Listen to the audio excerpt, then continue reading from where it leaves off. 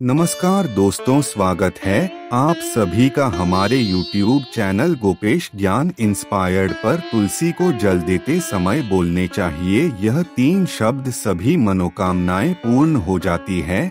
कि इस वीडियो में हम जानेंगे तुलसी को जल देते समय क्या बोलना चाहिए। साथियों, एक बार की बात है जब भगवान नारद पृथ्वी पर भ्रमण करने आए, तब उन्होंने देखा कि एक महिला दूसरी महिला से झगड़ा कर रही थी। कुछ देर में भगवान नारद की समझ में आया कि वह झगड़ा किस बात पर हो रहा था। वह झगड़ा तुलसी को जल चढ़ाने को लेकर हो रहा था। यहाँ से नारद जी बड़े चिंतित हुए कि एक पौधे को जल देने के लिए यह महिला इतना क्यों झगड़ा कर रही है। ऐसी इस पौधे को जल देने का क्या महत्व है, क्या मतलब है इस पौधे को जल देने का। यही सोचते हुए वह भगवान श्री कृष्ण के पास द्वारिका पहुँचते हैं। द्वारिका पहुँचने के बाद नारद जी ने भगवान श्री कृष्ण से तुलसी को जल देने का महत्व पूछ लिया था। तब भगवान श्री कृष्ण ने उन्हें उसका महत्व सुना दिया था। अब नारद जी बड़े प्रसन्न होते हैं और कहते हैं कि है भगवान, मुझे बड़ा अच्छा लगा तुलसी माता का रहस्य सुनकर, परंतु मेरे मन में एक बड़ी जिज्ञासा हो रही है कि तुलसी को जल कैसे देना चाहिए, तुलसी को जल देने की सर्वोत्तम विधि कौन सी है तथा तुलसी को जल देने का मंत्र कौन सा है। तब भगवान श्री कृष्ण नारद जी से कहते हैं, हे प्रिय, जिस प्रकार से मैंने तुम्हें तुलसी का महत्व सुनाया है, उसी प्रकार से तुलसी को जल देते समय बोले जाने वाले मंत्र का भी बड़ा महत्व है। यह मंत्र केवल 3 शब्दों का है, किंतु इसका प्रभाव बहुत कल्याणकारी है। जो भी मनुष्य नित्य उठकर और स्नान करने के बाद तुलसी को जल देते समय अपने मुख से केवल यह 3 शब्द बोल देता है, तो साक्षात लक्ष्मी उसके घर में प्रवेश करती है, उसकी दरिद्रता समाप्त हो जाती है, उसे धन धान्य की प्राप्ति होती है। वह मंत्र बताने से पूर्व मैं आपको तुलसी के इस मंत्र का महात्म्य सुनाता हूँ। इसको सुन लेने मात्र से ही मनुष्य के समस्त पाप नष्ट हो जाते हैं। उसे 100 वर्षों तक तुलसी को जल देने का पुण्य प्राप्त हो जाता है। इसीलिए नारद जी, आप इस कथा को ध्यान से पूरा जरूर सुने। श्री कृष्ण कहते हैं, हे देवर्षि नारद, एक कंचनपुर नामक नगरी थी। उस नगरी में एक रजत नाम का ढोंगी ब्राह्मण रहता था। बड़ा पापी और अत्याचारी था।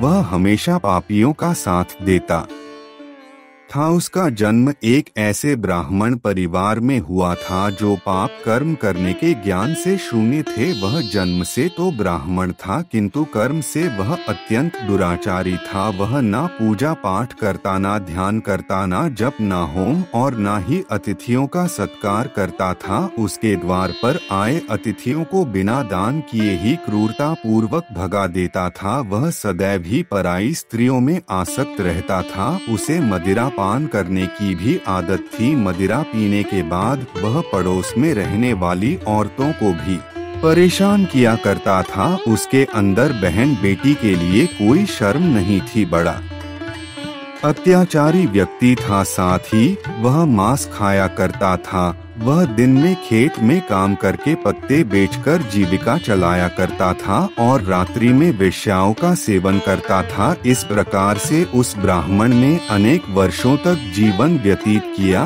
फिर एक दिन वह बाजार में बेचने के लिए पत्ते इकट्ठा करने के लिए एक ऋषि के आश्रम में घूमने लगा और पत्ते तोड़ने लगा। तभी एक काले सर्प ने उस ब्राह्मण को काट लिया और उसी समय पर उसकी मृत्यु हो गई। उसके बाद 2 यम के दूत उसे लेने के लिए उस स्थान पर प्रकट हुए और उसे उठाकर यमलोक ले जाने लगे। मार्ग में वह दूतों, मुझे कहाँ ले जा रहे हो, मुझे छोड़ दो, मेरे प्राण बख्श दो। किंतु यमदूत उसे यह कहते हुए ले जाने लगे, अरे दुष्ट ब्राह्मण, तेरे पाप कर्मों के कारण तुझे सांप ने काट लिया है। अब यमराज तुझे अवश्य नरक में डाल देंगे। फिर यम के दूत उस ब्राह्मण को लेकर यमलोक पहुँचते हैं और यमराज के सामने खड़े हो जाते हैं। अभी हमराज के सेनापति इस ब्राह्मण के बुरे और अच्छे कर्मों का हिसाब किताब देखते हैं। वह देखने के बाद यमराज से कहते हैं, हे धर्मराज, इस ब्राह्मण ने बचपन से लेकर मृत्यु तक पाप ही पाप किया है। इसने कभी कोई पुण्य का काम नहीं किया है। फिर धर्मराज अपने दूतों से कहते हैं, हे दूतों, इस घोर पाप करने वाले ब्राह्मण को उठाकर ले जाओ और इसे नरक में डाल दो। फिर यम के दूत उस ब्राह्मण को ले जाते हैं, नरक में धकेल देते हैं। अब कई वर्ष बीतने के बाद इस ब्राह्मण के दूसरे जन्म लेने का समय होता है। तभी यमराज के दूत यमराज से पूछते हैं कि ही धर्मराज, इस ब्राह्मण को किस योनि में जन्म देना है।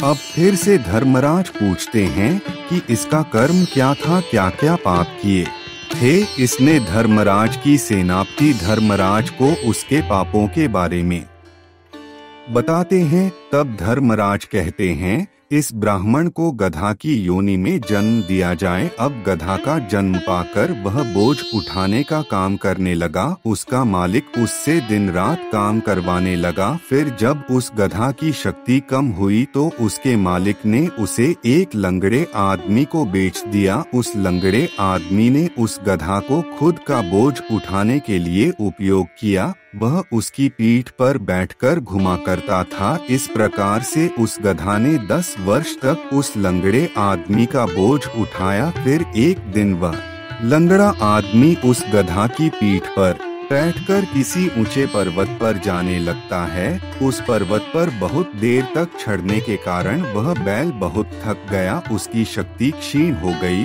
और कुछ समय बाद वह गधा बहुत जोर से मूर्छित होकर जमीन पर गिर पड़ा और अंतिम सांसें लेने लगा। तभी वहाँ पर खड़े लोगों को उस गधा पर बड़ी दया आ गई और वे उसके मुख में पानी डालने लगे।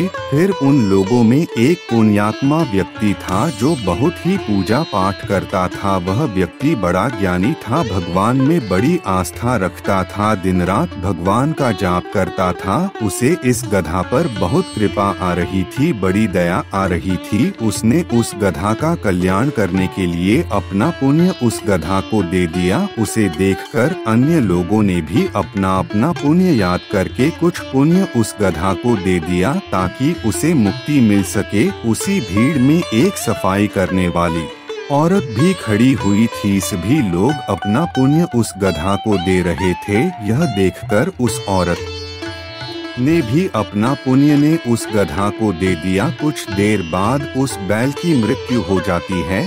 फिर उस स्थान पर यमदूत आते हैं और उस गधा के शरीर से उस ब्राह्मण की आत्मा को निकालकर यमलोक ले जाते हैं।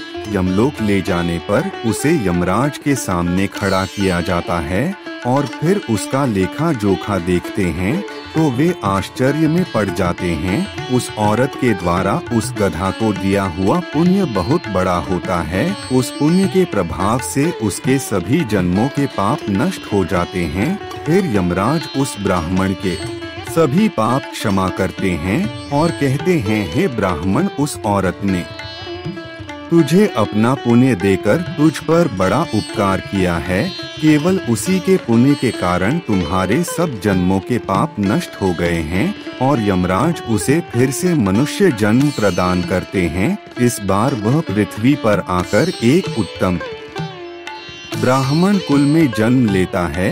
वह पढ़ लिख कर बड़ा ज्ञानी बन जाता है। इस जन्म में वह कोई पाप नहीं करता। वह हर तरह के पुण्य करता है। लोग उसके चरणों को स्पर्श करके आशीर्वाद लेते हैं। वह बहुत बड़ा ज्ञानी ब्राह्मण बन चुका था। उस महापुण्य के प्रभाव से उसे इस नए जन्म में अपने पूर्व जन्म की बातें याद आने लगती हैं। एक दिन में है, भगवान की पूजा कर रहा था। पूजा करते समय उसे याद आता है कि पिछले जन्म में जब वह गधा था तब एक सफाई करने वाली औरत ने उसे अपना पुण्य दे दिया था। इसीलिए उसके मन में उस सफाई करने वाली औरत के बारे में जानने की इच्छा होती है और वह सफाई करने वाली औरत को ढूंढता रहता है। काफी दिनों के ढूंढने के बाद वह सफाई वाली औरत के घर पहुंच जाता है। वह देखता है कि वह सफाई वाली औरत काफी बूढ़ी हो चुकी है। अब वह सफाई वाली औरत के पैरों में गिर जाता है। और कहता है, हे माता, आपका बहुत बहुत धन्यवाद। मैं आपका एहसान जिंदगी में नहीं चुका सकूंगा। आपने मुझ पर बहुत बड़ा एहसान किया है। वह सफाई वाली औरत इस ब्राह्मण की बातें सुनकर आश्चर्यचकित हो जाती है। वह कहती है कि मैंने तो आप पर कोई एहसान नहीं किया, मैं तो आपको जानती भी नहीं हूँ। फिर आप मुझे कैसे जानते हो? मैंने तो आपको पहले कभी देखा ही नहीं है।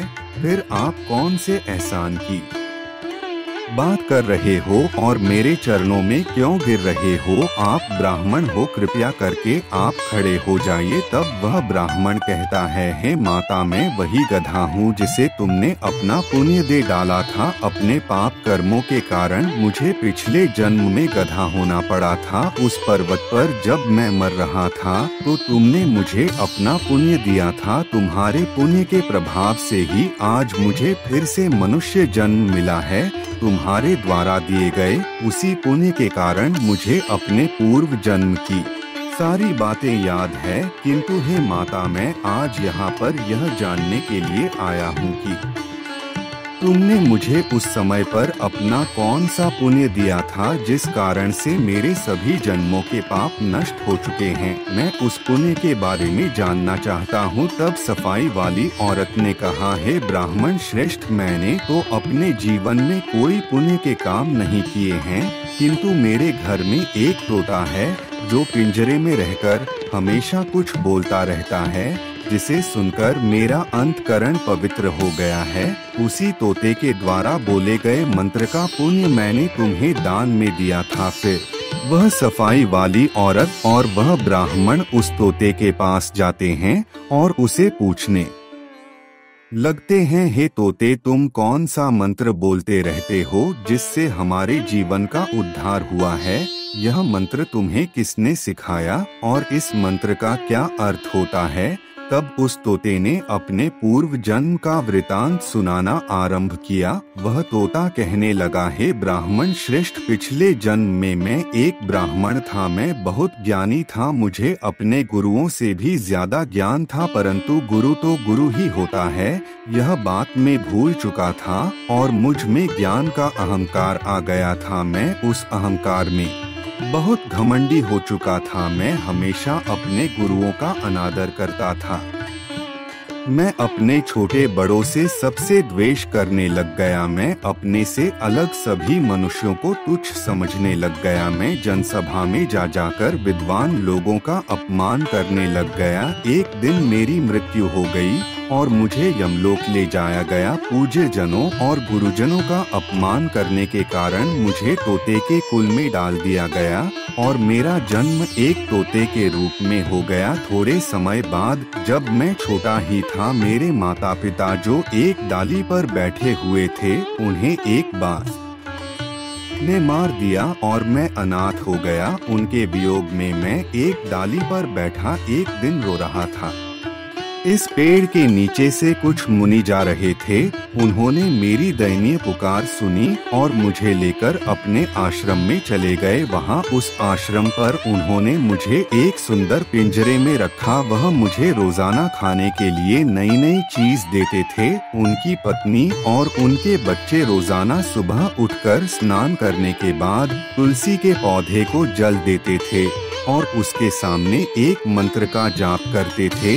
उनके रोजाना जाप करने से मैंने भी उस मंत्र को याद कर लिया। तभी से मैं वही मंत्र दिन रात बोलता हूँ। उस मंत्र के प्रभाव से मेरी कभी मृत्यु नहीं हुई और मेरी आयु 100 वर्ष की हो गई और मैं इतने वर्षों तक जीवित रहा। इसी बीच एक रात को एक चोर उस स्थान पर आ गया और उसने मुझे वहां से चुरा लिया और फिर इस सफाई करने वाली औरत ने मुझे उस चोर से खरीद लिया। इस सफाई करने वाली औरत के घर पर आने के बाद भी मैं उस मंत्र को बोलता रहता था, जिसे सुनकर इस औरत का मन भी पवित्र हो गया और इसने सफाई करने का काम छोड़कर भगवान विष्णु की भक्ति करने लगी और रोजाना सुबह उठकर तुलसी को जल देती है। उसी मंत्र के प्रभाव से मेरे पूर्व जन्मों के सभी पाप नष्ट हो गए और उसी मंत्र के प्रभाव से इस सफाई करने वाली औरत का भी अंतक पवित्र हो गया है। ब्राह्मण, इसी मंत्र के पुण्य के कारण आपके सभी पापों का विनाश हो गया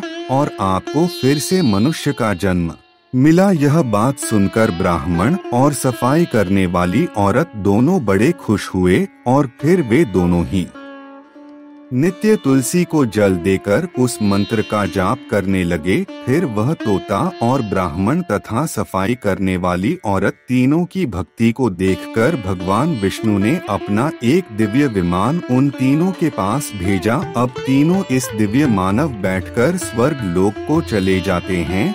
श्री कृष्ण कहते हैं, हे देव ऋषि नारद, आपने केवल तुलसी के इस मंत्र के प्रभाव से उस तोते के, उस औरत के और उस ब्राह्मण के सभी पाप नष्ट हो गए हैं। इसीलिए प्रत्येक मनुष्य को रोज तुलसी को जल देते समय इस एक मंत्र का उच्चारण अवश्य करना चाहिए। हे देव ऋषि नारद, वह मंत्र इस प्रकार है, इसे तुम ध्यान से सुनो। ओम सुभद्राय नमः। इस 3 शब्दों के मंत्र का तुलसी जी को जल चढ़ाते समय जो व्यक्ति 11 या 21 बार जप करता है, उसे व्यक्ति के सारे पाप नष्ट हो जाते हैं तथा वह बहुत जल्दी सुख, समृद्धि और धन प्राप्त कर लेता है। श्री कृष्ण कहते हैं कि जो भी स्त्री नित्य स्नान करने के बाद किसी को चल चाहते समय इस मंत्र का जाप कर लेती है, तो वह बड़ी सौभाग्यशाली होगी। उसके घर में हमेशा खुशहाली रहेगी। और यदि कोई पुरुष में नित्य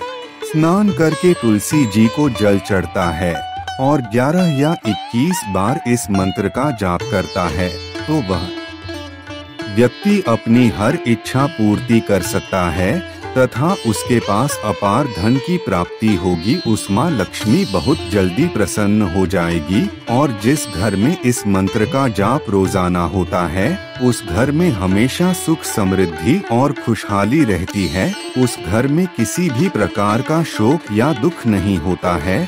आठ तुलसी का यह मंत्र समस्त फलों को प्रदान करने वाला है। 8 जो भी तुलसी के सामने इस मंत्र का उच्चारण करेगा, उसे संपूर्ण सिद्धियां प्राप्त होगी। स्त्रियों को हमेशा सुबह स्नान करने के बाद अपने बाल बांधे और अपनी मांग में सिंदूर भरे। इसके बाद आप तुलसी जी को लोटे से जल चढ़ाएं और इस मंत्र का उच्चारण करना चाहिए। रोज तुलसी के पौधे की परिक्रमा करनी चाहिए, इससे सभी दोष नष्ट हो जाते। नित्य शाम के समय तुलसी के पास दीपक जलाना चाहिए और तुलसी के पास बैठकर भगवान विष्णु की पूजा करनी चाहिए। साथ ही हम आपको एक बात बताएं, भगवान विष्णु को प्रसन्न करने के लिए न जाने कितने सालों पूजा करते हैं लोग, परंतु सबसे जल्दी प्रसन्न करने का भी उपाय तुलसी जी के ऊपर ही है। भगवान विष्णु को प्रसन्न करने के लिए आप 1000 अमृत के कलश भी उन पर चढ़ाओगे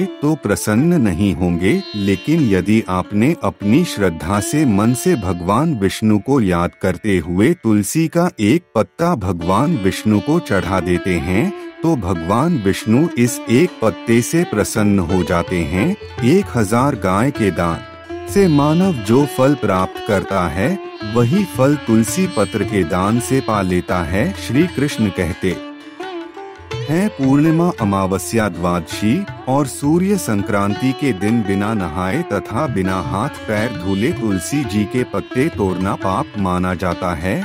श्राद्ध, व्रत, दान, प्रतिष्ठा तथा देव पूजा के लिए तोड़े हुए तुलसी पत्र बासी होने पर भी 3 रात्रि तक पवित्र ही रहते हैं। तुलसी का एक एक पत्ता ना तोड़कर पत्तियों के अग्र भाग को तोड़ना चाहिए। तुलसी के पत्तों को कभी नाखून से नहीं तोड़ना चाहिए, इससे पाप लगता है। रात्रि में तुलसी के पौधे को स्पर्श ना करें अथवा उसके पत्ते ना तोड़े, ऐसा करना अशुभ माना गया है। रात्रि में तुलसी का पौधा निद्रा अवस्था में होता है, ऐसे में पत्ते तोड़ने पर पाप ही लगता है। गुरुवार के दिन तुलसी के पौधे में थोड़ा सा कच्चा दूध अर्पित करें। दूध चढ़ाते समय ओम नमो भगवते वासुदेवाय इस मंत्र का जाप अवश्य करना चाहिए। तुलसी के पौधे के पास शालिग्राम रखें और उस पर तिल चढ़ाएं। पूजा में तुलसी और शालिग्राम को दूध में भीगी हल्दी का तिलक अवश्य करें। शालिग्राम पर तुलसी पत्र रखकर चंदन लगाना चाहिए। यदि कोई महिला अशुद्ध अवस्था में होती है तो उसे महिला को भूलकर भी तुलसी जी को जल नहीं देना चाहिए और ना ही तुलसी जी को स्पर्श करना चाहिए। उसे तुलसी जी से उस अवस्था में दूर रहना चाहिए। तुलसी जी के पास आना, ऐसी अवस्था में उनकी पूजा करना अथवा होना जल देना यह घोर पाप होता है। स्त्री को ऐसी अवस्था में भूलकर भी तुलसी जी का कोई कार्य नहीं करना चाहिए, वरना उसे पाप लगता है। तो साथियों, इस कहानी से हमें यही ज्ञान होता है कि तुलसी जी को जल चढ़ाने का क्या महत्व है और तुलसी जी को जल किस तरह से चढ़ाना चाहिए। तुलसी जी को जल चढ़ाने का क्या तरीका है। साथ ही सही तरह से किया गया कोई भी कार्य कितना ही कठिन है, वह अवश्य सफलता दिलाता है। इसलिए दोस्तों, तुलसी जी को सही तरीके से जल चढ़ाएं और सही तरीके से पूजा पाठ करें, मंत्र उच्चारण करें। तो दोस्तों, जानकारी कैसी लगी कमेंट में लिखकर जरूर बताना। यदि हमारे द्वारा बताई गई जानकारी अच्छी लगी हो तो वीडियो को लाइक करना और साथियों, अगर आप चैनल पर पहली बार आए हैं तो कृपया करके चैनल को सब्सक्राइब करना और बेल आइकन को प्रेस करना ना भूले। तो चलिए साथियों, मिलते हैं अगली जानकारी के साथ। तब तक के लिए अपना ध्यान रखना। धन्यवाद।